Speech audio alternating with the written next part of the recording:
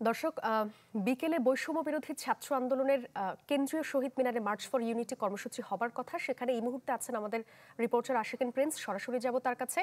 Prince, আজকের যে কর্মসূচি মার্চ ফর ইউনিটি, সেখানে অংশ নিতে এখন পর্যন্ত কেউ কি এসেছেন? কেমন পরিস্থিতি দেখতে পাচ্ছেন আপনি?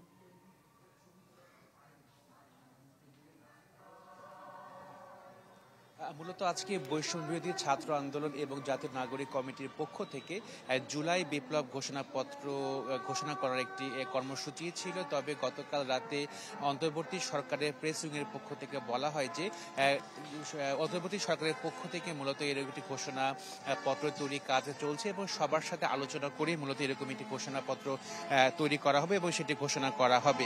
এমন বক্তব্যের প্রেক্ষাপটে মধ্যরাতে বৈষম্য বিরোধী ছাত্র আন্দোলন এই কর্মসূচি অর্থাৎ জুলাই বিপ্লবের ঘোষণাপত্র কর্মসূচি থেকে সরে আসে এবং তারা এখন আজকে মার্চ ফর ইউনিটি কর্মসূচি পালন করবে এবং যেটি শুরু হবে বিকেল ৩টায় কেন্দ্রীয় শহীদ মিনারে। আপনাকে দেখাই যে এই কর্মসূচির এখন যে প্রস্তুতি, সেই প্রস্তুতি চলছে।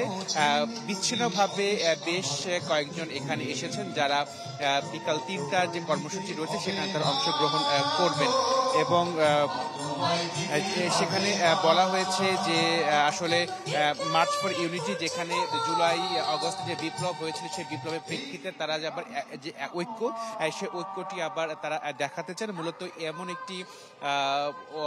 এমন একটি প্রস্তাবনা থেকে মূলত আজকে এই কর্মসূচিটি পালন করা হবে বিকেল ৩টায় এবং যেখানে জুলাই বিপ্লব ঘোষণাপত্র ঘোষণা করার কথা ছিল সেটি হচ্ছে না, তার পরিবর্তে মার্চ ফর ইউনিটি এই কর্মসূচিটি পালন হবে বৈষম্য বিরোধী ছাত্র আন্দোলনের পক্ষ থেকে বিকাল ৩টায় কেন্দ্রীয় শহীদ মিনারে। প্রিন্স, আপনাকে অনেক ধন্যবাদ। কেন্দ্রীয় শহীদ মিনার থেকে যুক্ত হয়েছিলেন সহকর্মী আশিকিন প্রিন্স।